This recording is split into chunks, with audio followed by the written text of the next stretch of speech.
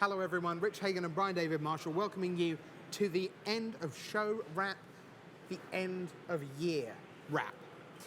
It's been a great one, and it's been capped off BDM with 3 amazing days here in a terrific city. Barcelona's always great for drama. Yeah, there's been some great Magic moments in this city over the years that professional Magic has existed, but I don't know that any were as enthusiastic as the moment that ended this weekend for us. Yeah, it's been great. We had 73 countries come in on Friday morning. They played 7 rounds, split between a limited format that featured Battle for Zendikar Draft, and then into Team Unified Standard. That got us down to 32. What happened on Saturday? Well, on Saturday we had pool play. So you had 32 teams that advanced, and we had 8 pools. 1, 32, 16 and 17 in pool 1, 2, 31, et cetera, et cetera. Round robin style play within each pool, and then at the end of 3 rounds of more team sealed with Battle for Zendikar, the top 2 teams from each pool advanced to the round of 16. So, it's 8 pools, 2 players each, 2 teams each, 16 players, more pool play. Right, and this time we moved from limited back into the world of this Team Unified Standard, which was a real puzzle for teams to solve. Basically, you have to stack your 3 sets of 75, one on top of the other. They can't have more than 4 copies of any given card. And so we ended up seeing people having to build, Jace decks, Monastery Swift Spear decks, and then an X Factor deck that could be almost anything in that 3rd slot that didn't use any of those cards that were going into those other 2 decks. And you know what? Someone who had the X Factor in this building before now is the Miracle Man, Alexander Hayne, when he won his Pro Tour in this city. And he was kind of instrumental in the background. And this was a story we only kind of really came into focus at the very back end of our final day. He had a hand in the winning deck list in the end. Yeah, there was a super team that worked for this event. It was Brazil, Canada, the United States, and Italy. Alexander Hayne, of course, a member of the Canadian team, and came up with a crazy Teamer Megamorph deck for those teams to play, expecting it to be able to prey on some of the Atarka red decks that they were going to see. All right, well, eventually we got to today. That meant we had 8 teams in a straight, regular-looking bracket. If you've seen these before, you know what the bracket looks like. It looks a bit like this. So here we are. This is what we ended up with.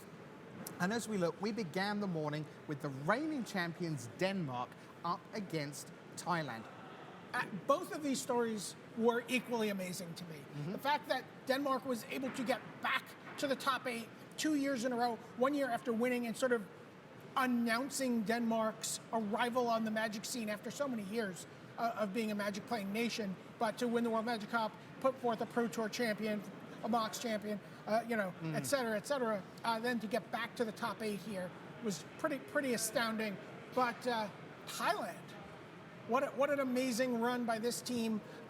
Great national support for their team, and they also made the top 8. And it was Thailand that took down the 2014 World Magic Cup champions and advanced to the semifinals. So they knew they would play either Japan or France. France led by Pierre Dajon, and Arnold Sume was sort of the next in line there. Japan, though, Kenji Samura, Yu Watanabe, Ryoichi Tamada, just right, Pro Tour finalist, right? Yeah, and So Yu as well on that team. But France was basically an upset despite being the number 1 seed. Well, I mean, they hadn't lost to this point in the tournament in team standard. Right, and they had beaten Japan the previous evening. So France advanced to face Thailand in the semi-finals. Away they go. So then we got to the bottom half of the bracket. And one of the other great stories was the 6th seed, Guatemala. Yeah, Guatemala is a country that has been a rising star on the Magic scene. We saw Christopher Varula make 17th place at his first Pro Tour earlier last season, and now brings a Guatemalan team that had not gone as far as Sunday at the World Magic Cup, but has been steadily improving their finishes. And now here they go. They're in the top 8, playing against Christian Mackel and the Austrians, Valentin Mackel and the Austrian team. Yeah, and the Austrians were very good. Nicky Eigner's been around forever, 34 years old now, and played in a bunch of Pro Tours. They were stacked with experience. And although, Guatemala were tremendous in that match, there was not a pin to put between them. Somebody had to win. It was Austria. Austria advanced into the semi-finals, and that meant that we were going to be left with playing against Austria. Would it be Italy? Would it be Scotland? Who made it there? Well, it was Italy. Italy had beaten them in the first round of the last set of pool play, and then proceeded to continue to beat everybody, even though Scotland had gone 0-2 in Team Unified Standard to start pool play yesterday. Italy, firmly trounced the entire pod, and Scotland, by virtue of a higher seed of the three teams that had a 1-2 record in the pod, was able to advance. But it was Italy who beat them again in the quarterfinals and advanced to play Austria, which is a pretty A spicy one. a pretty spicy match. Right. Meanwhile, France play the underdogs Thailand. Virapat, Cyrilet, Voracle, and the team come into action again.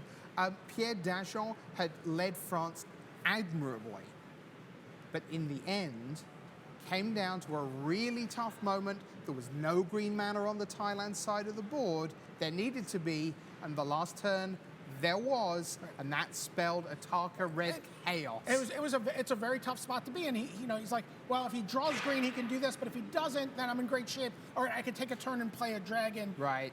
Tap out Magic, tapped out, and it was Thailand through. They'd already beaten the 2014 World Magic Cup champions. Now Thailand beats the 2013 World Magic Cup champions. Right, just an incredible road to the final. That left Austria against Italy, and this one sort of hinged on the Valentin Mackel Bant Megamorph matchup against Andrea Mengucci, two tremendous young European stars. They're going to be around forever. They're both terrific players. Mackel would have felt he had a great chance. Esper Dragons, though, which was pretty much the one uniform deck everywhere, not just in the top 8, but every team pretty much had an Esper Dragons deck. And that got the job done for Mengucci, which put the Italians through to our final of the World Magic Cup. It was Thailand, it was Italy, and this time around, the Italians just settled in. Thailand did everything they could. We talked about the Teamer Megamorph deck at the start of the bracket. The reason Alexander Hayne came up with that deck, the reason the Super Team put that deck into play for this tournament was they wanted it against the Atarka Red matchup, which they knew would be there. When it wasn't there, maybe the deck wasn't as great as it could be, but in the finals, it was there. William Pitsy took that match, and then Andrea Mengucci playing Esper Dragons in the mirror it was a master class. Yep, it was infinite obliteration in the end for Dragon Lord Ojutai. That was such a swing for them. And that means that Italy are the champions of the World Magic Cup 2015. There you see them. You've got Marco Camiluzzi here on the left. There's the two-headed giant in the middle. You've Francesco got Buffero, William Pitsy. And then Andrea Mengucci on the far side there. And just unconfined joy when they made it into the top 8. Here's the handshake. You see it now. And on the right of your screen, they are just... and what you're looking at there is a bond for life, because maybe they won't all be playing Magic in their 70s, but in their 70s, they will remember this day and that moment right there. And that is a moment in Magic that you just don't get anywhere else. When you win a Pro Tour, yes, you have teammates and you have testing partners and people back at your local store, but you do win it alone, and that feels amazing. You feel on top of the world, but they feel on top of the world, and they are. 4 years, 4th champion in the World Magic Cup history.